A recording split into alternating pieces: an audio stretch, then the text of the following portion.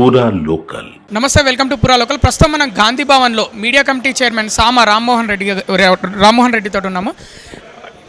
ఈ అల్లు అర్జున్ విషయాన్ని రాజకీయంగా లబ్ధి పొందడానికి ప్రతిపక్షాలు కుట్ర పన్నుతున్నాయని మీరు అనుకుంటున్నారా? అంటే రాజకీయాలు చేస్తే వాళ్ళ నీచపు వైఖరిని ప్రతిబింబిస్తుంది అది. కాకపోతే ఒక సామాన్య కుటుంబంలో ఒక ఆడపిల్ల చనిపోయింది, తర్వాత ఆ కుటుంబంలో ఇంకొక చిన్నపిల్లవాడు కొన ఊపిరి మీద కొట్టుమిట్టాడుతున్నటువంటి పరిస్థితి. ఆ కుటుంబానికి అండగా నిలబడాల్సింది ఎవరు అని అంటే ముంగట ఆ ఇంట్లో ఉండేటటువంటి పెద్దలు, అంటే తండ్రి పాత్రలు ఉంటున్నటువంటి తండ్రి, ఎవరైతే పోయి కేసు పెట్టినటువంటి వాళ్ళు. తర్వాత మళ్ళీ అదే పైకి వస్తే ప్రభుత్వం. ఈ ప్రభుత్వ బాధ్యత పారదర్శకంగా ఉండి చట్టం అనేది ఒకటికి చుట్టం కాదు, అది పెద్దోళ్ళైనా చిన్నోళ్ళైనా అందరికీ ఒకటే లెక్క వర్తిస్తుందని. కానీ సినిమా ఇండస్ట్రీలో కొంతమంది చేస్తున్నటువంటి వైఖరి ఎట్లుంది అని అంటే, చట్టాలు అనేటటువంటి దాని నుంచి మాకు ఎగ్జామ్షన్ ఇవ్వాలి, మా వల్ల ఎవరన్నా చచ్చిపోయినా మమ్మల్ని పట్టుకోవద్దు, మా వల్ల ఇంకెవరన్నా, లేకపోతే మేమే పోయేసేసి ఇంకేదైనా విధ్వంసాలు చేసినా, లేకపోతే లొల్లిలు చేసినా, యాక్సిడెంట్లు చేసినా, ఇంకేదైనా మాదక ద్రవ్యాలలో ఉన్న చట్టాలు అనేది మాకు అప్లై చేయొద్దు అనేటటువంటి రీతిలో మెలుగుతున్నటువంటి వైఖరిని మేము తీవ్రంగా ఖండిస్తున్నాం. మా ప్రభుత్వ వైఖరి అట్లా ఉండబోదు. మా ప్రభుత్వ వైఖరి చాలా స్పష్టంగా ఉంది. నువ్వు సినిమా తీయాలన్నా ఇక్కడ వనరులను మీరు వాడుకుంటున్నప్పుడు అంతే సామాజిక బాధ్యత కూడా మీ మీద ఉండాలి. కాబట్టి మాదక ద్రవ్యాల యొక్క నిర్మూలనకి సంబంధించి కూడా అదే కథానాయకులతోటి మరి మనం వీడియోలు కూడా తీపియడం జరుగుతూ ఉంది. ఇవన్నీ దేనికోసం చేస్తాం? ఇప్పుడు సెల్ఫ్ ప్రమోషన్ చేసుకోవచ్చు, సెల్ఫ్ ప్రమోషన్ కాదుగా మనం ఇక్కడ చేస్తుంది. అమాయకులైనటువంటి పిల్లలు మాదక ద్రవ్యాల చేతిలో పడి చచ్చిపోతూ ఉన్నారు, వాళ్ళని కాపాడే నైతిక బాధ్యత మీ చేతులలో ఉంటుంది. కాబట్టి మీరు దాని మీద వీడియోలు తీయరని చెప్పినాం. అంతేకాదు, మీకు కావాలంటే ప్రోత్సాహకాలు మేము అందిస్తాం సర్కార్కించి, కానీ చట్టానికి లోబడి మీరు ఇవన్నీ చేసుకోవాలని చెప్పినాం. పర్మిషన్లు పోలీసు వాళ్ళకి నువ్వు పర్మిషన్ పెట్టుకున్నావు 2 తారీఖు, మేము 3 తారీఖే లిఖితపూర్వకంగా పోలీసుల నుంచి హీరో కానీ హీరోయిన్ కానీ ఆ సినిమా యూనిట్ మొత్తం కూడా అక్కడికి రావద్దు అని చెప్పి లిఖితపూర్వకంగా ఇచ్చినాక నువ్వు పెద్ద ఎత్తున ర్యాలీ లెక్క వచ్చేసి ఆడ తొక్కిసలాటకి కారణమయ్యి తర్వాత ఒక పిల్లలు చనిపోతే నెక్స్ట్ డే నువ్వే చెప్పినావు, నెక్స్ట్ డే నేను వచ్చినాక నాకు తెలిసింది అని అన్నాడు. ఏది 25 లక్షల రూపాయలు ప్రకటించినప్పుడు. కానీ మొన్న ప్రెస్ మీట్ పెట్టేమన్నాడు, పోలీసు వాళ్ళు చెప్పగానే నేను బయటకు వచ్చేసేసిన అని అన్నాడు. ఈ రెండు ఒకటి కాదు కదా. అంటే హీరో గవర్నమెంట్కి చెడ్డ పేరు తెచ్చేలా ప్రెస్ మీట్ పెట్టాడని మీరు భావిస్తున్నారా? ఫస్ట్ అల్లు అర్జున్ అన్నారు, హీరో కాదు వాళ్ళు, యాక్టర్స్ అనండి, యాక్టర్స్. ఇప్పటి నుంచి తెలంగాణలో యాక్టర్స్ అనే అన్నారు. హీరో ఎవరండి? హీరో ఎవరు? నిజంగానే ప్రజల అభ్యున్నతి కోసం, లేకపోతే ప్రజల ప్రాణాలు కాపాడనీకే, లేకపోతే వాళ్ళు చేస్తున్నటువంటి కష్టంలో కూడా ప్రజల గురించి బతుకుతామని అని చెప్పి ఒకరికి స్ఫూర్తినిచ్చేటటువంటి రియల్ లైఫ్ హీరోస్ని హీరోస్ అందాం. ఓకే, రియల్ లైఫ్ హీరోస్ని హీరోస్ అందాం. వీళ్ళందరూ రీల్స్ మీద స్క్రిప్ట్ ఇచ్చినటువంటి దాని మీద ప్రొడ్యూసర్లు లేకపోతే డైరెక్టర్లు చెప్పినటువంటి దాని మీద వాళ్ళు యాక్టింగులు చేయాలి, తర్వాత కట్ అంటే అయిపోవాలనేటటువంటి హీరోలు ఎట్లయితే రేపు. ఇప్పుడు నేను ఒకటే అడుగుతున్నా, సినిమా రంగంలో పనిచేసుకుంటా కూడా రియల్ లైఫ్లో కూడా హీరో అయినటువంటి వాళ్ళు చాలామంది ఉన్నారు. ఎన్టీ రామారావు లాంటి వాళ్ళు. ఆ పెద్ద మనిషి ఈరోజు మరి పేదవారికి చేసినటువంటి ఈరోజు కూడా అందరం గుర్తుపెట్టుకుంటాం. ఈరోజు సినిమాలలో ఉండి మిగతా రాష్ట్రాలలో కూడా ముఖ్యమంత్రులు అయినటువంటి వాళ్ళు చాలామంది ఉన్నారు. వాళ్ళందరూ రియల్ హీరోస్. ఎందుకంటే సమాజ స్పృహ ఆ సినిమాలలో నటన మాత్రమే కాదు, నిజంగా జీవితాలలో కూడా మనం మార్పు తేవాలని చెప్పి. కానీ ఇట్లా బాధ్యత నుంచి దూరం తప్పించుకొని పోయి నేను చట్టాన్ని గౌరవిస్తా అని చెప్పి మాట్లాడితే మీ హుందాతనం పెరుగుతుంది. కానీ చట్టం మా కింద లోబడి ఉండాలి అనేటటువంటి ధిక్కార ధోరణి కనబడొద్దు అంటున్నాను నేను. మరోవైపు ఓయూ జేఏసీ రూపంలో అటు బీఆర్ఎస్ వాళ్ళు దాడి చేయించారని ఇటు కాంగ్రెస్ వాళ్ళు దాడి చేయించారని బీఆర్ఎస్ వాళ్ళు, అసలు ఎవరు దాడి చేశారని అనుకుంటున్నారు అల్లు అర్జున్ ఇంటి మీద? ఇప్పుడు బీఆర్ఎస్ సోషల్ మీడియా హ్యాండిల్స్లో 2 గంటల కంటే ముంగటనే అందరూ ఒక బ్రేకింగ్ న్యూస్కి రెడీగా ఉండరు, ఒక హ్యాష్ ట్యాగ్ అని చెప్పేసి we stand with Allu Arjun అని హ్యాష్ ట్యాగ్ డిసైడ్ చేశారు.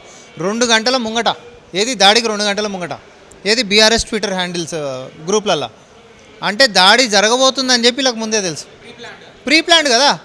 అటు ఇంకోటి క్యాప్షన్ పెట్టుకుంది, అడిగి పోయి చేసింది ఓయూ జేఏసీ అని చెప్పి. దాన్ని కాంగ్రెస్ పార్టీకి ఎట్లా ఆపాదిస్తారండి? అంటే ఫోటోలు రేవంత్ రెడ్డి తోటి దిగిన ఫోటోలు ఉన్నాయి, ముఖ్యమంత్రి రేవంత్ రెడ్డి గారితో దిగిన ఫోటోలు ఉన్నాయి కదా వాళ్ళవి. సో అందుకే ఆ వార్తలు అంటే వాళ్ళు క్లియర్గా చెప్తున్నారు కాంగ్రెస్ ప్రభుత్వమే చేపించింది అని. మరి ఇవోన్ ఫోటోలో కూడా చెప్పు, ఇవి కూడా చూపెట్టమా, ఇవెవరి ఫోటోలో కూడా చెప్పు. మరి ఇదెవరి ఫోటోలు? మొన్నటిదాకా జైలుకి పోయి వచ్చిన అయినటువంటి ఫోటోలే కదా. అబ్బా, చాలా అద్భుతంగా ఉన్నాయి కదా. సో ఇవన్నీ ఏంటిది అని అంటే, వెనకాల ఉండి నడిపిస్తున్నటువంటి ఆ దుష్టశక్తి ఎవరు? ముందే గ్రూప్లలో మాట్లాడుకొని హ్యాష్ ట్యాగ్లు ఇచ్చినోడు ఎవడు? ఇట్లాంటి దాడులకి పూరుగొల్పింది ఎవడు? ఎవడైనప్పటికీ కూడా దాడిని దాడని చెప్పి కాంగ్రెస్ పార్టీ అంటా ఉంది. ఎవరిని కూడా ఉపేక్షించామని చెప్పి స్వయాన ముఖ్యమంత్రి వర్యులు ఆయన యొక్క ట్విట్టర్ హ్యాండిల్లో డీజీపీ గారికి ఆదేశాలు ఇవ్వడం జరిగింది. అంటే దాడి చేసిన వాళ్ళపైన చర్యలు తీసుకుంటారా?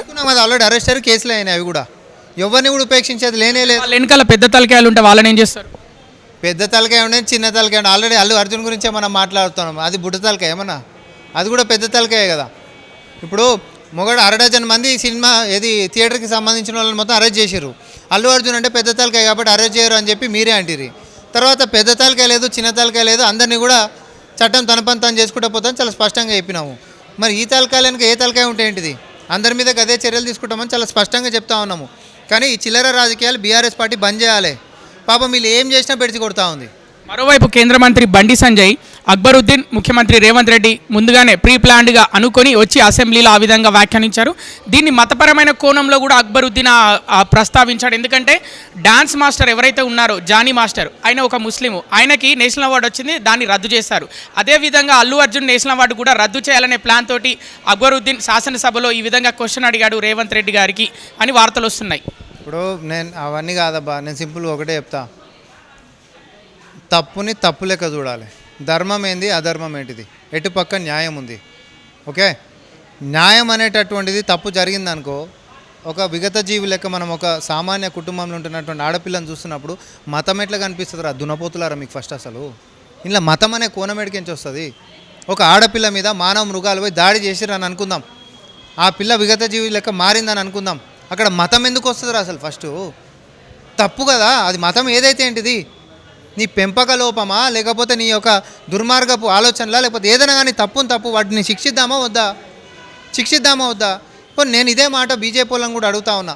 ఒక హిందువు ఇంకో హిందువు మీద ఇష్టం వచ్చినట్టు వ్యవహరించేసి అది మాత్రం తప్పు కాదా? కాదని చెప్పి వీళ్ళు వాదించారు అనుకో, అదే మీ ఇంటి మీద దాకా వస్తే తప్పు కాదా?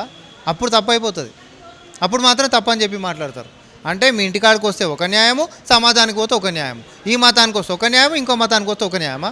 తప్పు ఎప్పుడు తప్పే ఉంటుంది. దీంట్లో మతము, కులము, లేకపోతే మనం చేస్తున్నటువంటి ప్రొఫెషన్ అనేటటువంటి తీసుకొని రావడం అనేది కేవలం రాజకీయాల కోసం మాత్రమే తెస్తారు. ఈరోజు కూడా నేను మళ్ళీ చెప్తా ఉన్నా, కేవలం రాజకీయాల కోసం మాత్రమే సినిమా ఇండస్ట్రీ మొత్తం అని మాట్లాడుతున్నారు. సినిమా ఇండస్ట్రీ మొత్తం ఎవరు కూడా స్పందించట్లేదు దీనిపైన. నేను చెప్తా ఉన్నా, ఎవ్వరికి కూడా తప్పుని ఏం కాదు, మా అల్లు అర్జున్ మంచి పని చేసి చచ్చిపోతే చచ్చిపోయిందని అంటారా? రేపు పొద్దున మీ పిల్లలే పోతారు. ఇంకో రాజకీయ నాయకుడు పెద్ద కుటుంబం వాడి చేతిలో కుటుంబ సినీ పరిశ్రమ అయినా కూడా మీ ఇంట్లోనే మీ పిల్లనో పిల్లగాడో ఇంకోరో ఇట్లాంటి పరిస్థితికి గురవుతారు. ఓ క్లబ్బుల్లో పార్టీలో ఇంకోటి ఎవడో ఉన్నో షూట్ చేస్తాడు అని అనుకుందాం. అప్పుడు నువ్వు ఇట్లనే మాట్లాడతావా? వాడు పెద్దోడు కాబట్టి వదిలేసేద్దామని? వానికంటే నేను పెద్దోడిని నేను ఊహించుకున్నాం అనుకో, నీకంటే తలదనేటోడు ఇంకోటి కూడా ఉంటాడు. అప్పుడు మాత్రం నాకు న్యాయం కావాలని చెప్పి కొట్లాడితే పద్ధతి కాదంటున్నాం మేము. కాంగ్రెస్ పార్టీలో తప్పుని తప్పు లెక్క చూడండి. ఇంకోటి అభిమానం అనేటటువంటిది అభిమానం అంతవరకే ఉండాలి, పైశాచికత్వం కిందికి మారొద్దు. ఎందుకనంటే ఫస్ట్ రియల్ హీరో అనేది మీ ఇంట్లో మీ అయ్యా, మీకోసం కష్టపడుతున్నటువంటి వాడు. తర్వాత నీ రియల్ హీరోస్ మొత్తం. తర్వాత సమాజంలో మంచి గురించి ఆలోచిస్తున్నటువంటి ఏ వ్యక్తి అనేది రియల్ హీరోనే. ఇప్పుడు రేవంత్ అన్న ఉన్నాడు, చట్టసభలో ఒక సామాన్య కుటుంబం, స్వతంత్ర భారతదేశంలోడన్నా అధికార పార్టీ అయి ఉండి సామాన్యుల కుటుంబానికి న్యాయం జరగాలని కొట్లాడడం ఏడనన్నా చూసినామా? ప్రతిపక్షాలు కొట్లాడితే అధికార పక్షం పట్టించుకుంటలేదు, న్యాయం చేయాలని చెప్పి బలలు గుద్దేటోని మనం చూసినాం. గొంతు దించుకొని సామాన్యులకు న్యాయం చేస్తామని అంటే జీర్ణించుకోలేక బయటికి పోతున్నటువంటి ఈ పందికొక్కులు ఈరోజు నీతి, న్యాయము, ధర్మం గురించి మాట్లాడతారా? ఈ బీఆర్ఎస్ వాళ్ళకి, ఈ బీజేపీ వాళ్ళకి మతం ఒకటి ఉంటుంది సరిపోయి. నీదేం మతము, నీదేంది పొట్టి పొడుగు, తర్వాత వేసుకునే బట్టలు, తినే తిండి, నీదే ప్రాంతము నాది ప్రాంతము, దాని తెలివితేటలు కావాలనా? బుద్ధి లేనివాడు ఎవడైనా కూడా రగల్చగలుగుతాడు కదా. ఇద్దరు మనుషుల్ని కలపాలన్నా, సమాజంలో ఒక మంచి అలవాటును చేయాలన్నా సమయం పడుతుంది. ఇట్లాంటి ఎన్నో ఆరోపణలు రేవంత్ అన్న మీదికి తీసుకుంటూ కూడా లాస్ట్కి వస్తే ఒక్క నిజం మాత్రం ఏంటిది అని అంటే, ఎండ్ ఆఫ్ ద డే ఆయన నిలబడ్డది ఎవరి కోసం? ఆయన నిలబడ్డది ఎవడి కోసం? అల్లు అర్జున్ విషయం పక్కన పెడితే సినిమా పరిశ్రమకి మీరు ఏ విధంగా భరోసా ఇస్తారు? ఎందుకంటే అటు ప్రతిపక్ష నేతలు సినిమా ఇండస్ట్రీని అగౌరవపరిచేలాగా కాంగ్రెస్ ప్రభుత్వం వ్యవహరిస్తుంది, ఇక్కడి నుంచి వాళ్ళు ఏపీకి వెళ్ళిపోతారేమో అనే విధంగా వాళ్ళు మాట్లాడుతున్నారు. మరి ఇప్పుడు ఈ సిచ్యువేషన్ తర్వాత మీరు సినిమా ఇండస్ట్రీకి ఏ విధమైన భరోసా ఇస్తారు? ఇప్పుడు ఫస్ట్ ఆఫ్ ఆల్ బీఆర్ఎస్ లాంటి దిక్కుమాలిన వాళ్ళ మాటలు మేము పట్టించుకోవాల్సిన అవసరమే లేదు. ఆడు ఫస్ట్ మేము అధికారంలోకి రాగానే 3 నెలలనే కూలిపోతుందని మొదలైనవాడు. పొద్దున్న లేస్తే తహసీల్ మాటలు తప్ప ఆ నోట్లకి ఒక మంచి మాట వచ్చినటువంటిది ఉంటుందా? తహసీలోడు అంటాం కదా మనం, ఆడు తహసీల్ ఆ నాలుకే తెరిస్తే తహసీల్ మాటలే ఉంటాయి. ఆడు సమాజ హితమో లేకపోతే రాష్ట్ర హితమో లేకపోతే మనసుంటూ వాళ్ళందరూ బాగుండాలనో కొలువులు రావాలనో కొట్లాడింది ఏం లేదు. ఆయన బతుకంతా ప్రతిపక్షంలో ఉంటే కూడా సుప్రీంకోర్టుకు పోయి కొలువులు ఆపాలని చెప్పి కొట్లాడినటువంటి ఈ దుర్మార్గులు ఈరోజు వచ్చేసేసి సినీ ప్రముఖులు అంత వెళ్ళిపోతారేమో అని అంటే మేము తప్పులు చేసినా చట్టానికి లోబడి మేము ఉండమనుకున్నాడు వెళ్ళిపోతాడేమో. కానీ నీతిగా న్యాయంగా బతకాలనుకునేటోళ్ళు ఈరోజు సినీ పరిశ్రమలో ఎంతోమందికి స్ఫూర్తిగా ఉన్నారండి.